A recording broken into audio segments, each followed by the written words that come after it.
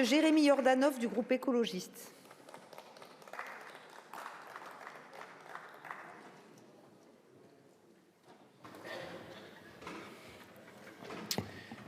Madame la Présidente, Madame la Ministre, Monsieur le rapporteur, chers collègues. Le décor majestueux et désuet de la Ve République accueille ces jours-ci un théâtre bien curieux. On y trouve un président sans peuple, on y observe un gouvernement sans projet. Les quelques badauds qui y s'attardent peuvent même apercevoir une majorité sans majorité.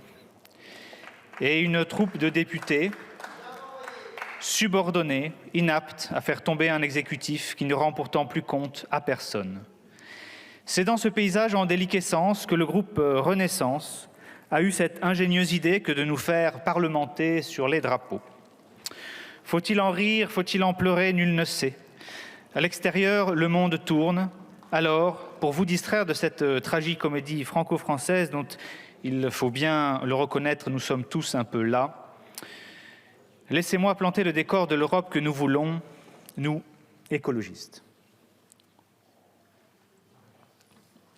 Nous voulons une Europe qui mette en place une économie sobre, adaptée aux ressources de notre continent, aux limites planétaires et qui mette un terme à l'effondrement de la biodiversité. Nous voulons une Europe qui soit solide et volontaire pour défendre l'état de droit et les libertés fondamentales face aux réactionnaires, aux illibéraux, aux xénophobes qui nous menacent de l'extérieur comme de l'intérieur.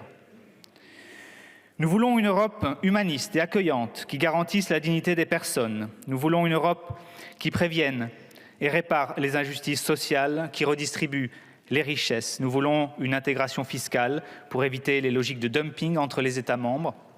Nous voulons une Europe qui mette fin aux paradis fiscaux. Nous voulons une Europe qui accompagne nos paysans vers une agriculture qui protège notre environnement et qui assure notre souveraineté alimentaire. Nous voulons une Europe qui relocalise ses industries et qui assure notre indépendance énergétique. C'est une question de souveraineté, c'est aussi une question de responsabilité. Externaliser les coûts sociaux et environnementaux n'est pas une solution. Nous voulons une défense européenne pour faire face aux mutations profondes de l'ordre géopolitique mondial. Nous voulons une diplomatie européenne puissante pour promouvoir notre culture et nos valeurs, pour assurer la paix et la stabilité dans le monde. Nous voulons enfin une Europe populaire, une Europe politique, démocratique. Nous voulons une Europe fédérale. Alors c'est vrai, nous n'avons pas l'Europe que nous voulons, du moins celle-ci n'est pas achevée. Mais nous avons déjà l'Union européenne, c'est beaucoup, et les choses avancent. Je disais, nous n'avons pas l'Europe que nous voulons, mais nous n'avons pas non plus la France que nous voulons. Et nous aimons pourtant la France. Nous aimons la France et nous aimons l'Europe. Il faut des actes pour le dire, surtout des actes. Faut-il aussi des drapeaux? Qu'est-ce qu'un drapeau? C'est un signe d'attachement, de ralliement. Accrocher sur le fronton de nos mairies les bannières françaises et européennes, c'est reconnaître que l'histoire nous lie intimement.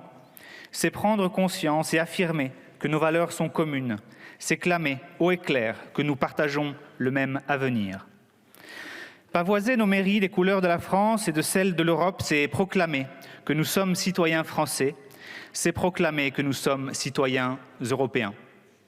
Je conclurai en disant que si légiférer sur la question des drapeaux ne saurait suffire en aucune manière à faire une politique forte et ambitieuse, ni pour la France, ni pour l'Europe, les écologistes voteront, exprimeront dans leur vote leur indéfectible attachement à la construction européenne.